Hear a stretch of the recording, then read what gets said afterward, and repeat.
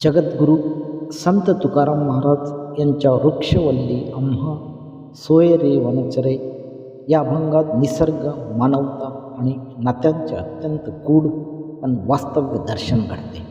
हा अभंग फक्त निसर्ग प्रेम शिकवत नाही, तर खरे आपले कोण हा जीवनातील अत्यंत महत्त्वाचा प्रश्नही विचारतो. वृक्षवल्ली आम्हा सोयरी वनचरे या एका ओळीतच तुकाराम महाराजांनी संपूर्ण जीवनतत्व सांगितलेलं आहे. महाराज म्हणतात की झाडे, वेली, वनातील प्राणी, पक्षी हेच माझे खरे सगळे सोयरे आहेत, कारण ते कोणतीही अपेक्षा न ठेवता सतत देत राहतात. वृक्ष फळं देतात, सावली देतात, प्राणवायू देतात, लाकूड देतात, पक्षी मधुर गाणे देतात, निसर्ग मनाला शांतता देतो, पण त्याबद्दल ते काहीच मागत नाही. याच ठिकाणी अभंगाचा सर्वात खोल अर्थ समोर येतो.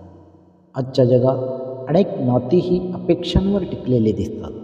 आपण मदत केली तरच आपलेपणा, पैसा असेल तरच मान, उपयोग असेल तरच जवळीक, स्वार्थ संपला की नातंही संपलं. तुकाराम महाराजांना हे मानवी व्यवहार खूप जवळून दिसले होते, म्हणून त्यांना निसर्ग अधिक जवळचा वाटला. कारण वृक्ष कधी म्हणत नाही, मी तुला सावली दिली, आता तू मला काहीतरी दे. नदी कधी म्हणत नाही, मी तुला पाणी दिलं, आता माझे उपकार फेड. सूर्य कधी मोबदला मागत नाही. म्हणूनच महाराजांना वृक्ष, वेली हेच खरे सोयरे वाटतात. मानवी नात्यांमध्ये अनेकदा अपेक्षा असतात, अहंकार असतो, तुलना असते, स्वार्थ असतो, पण निसर्गात फक्त सेवा आहे. हीच या अभंगाची मध्यवर्ती भावना आहे. तुकाराम महाराज जणू सांगतात, जिथे अपेक्षा संपते तिथेच खरे प्रेम सुरू होते. आकाश मंडप पृथ्वी ही आसन या ओळीत महाराजांचा विरक्त पण समाधानी स्वभाव दिसतो. त्यांना महाल लागत नाही, वैभव लागत नाही, कारण संपूर्ण निसर्गच त्यांचं घर आहे. आजचा माणूस मोठ्या घरात राहून अस्वस्थ आहे, पण संत झाडाखाली बसून आनंदी होते, कारण समाधान वस्तूमध्ये नसून मनात असते. माणूस नात्यांमध्ये व्यवहार शोधतो. सोशल मीडियावर हजारो मित्र असतात, पण मन मोकळं करायला कोणी नसतं.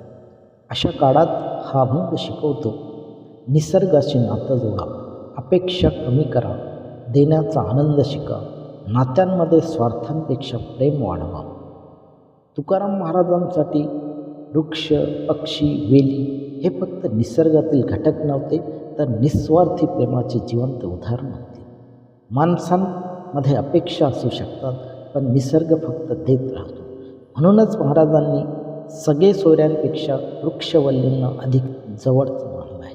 हा अभंग आपल्याला शिकवतो, जे नातं अपेक्षेशिवाय फक्त आनंद, शांती आणि प्रेम देतं तेच खरं नातं असतं.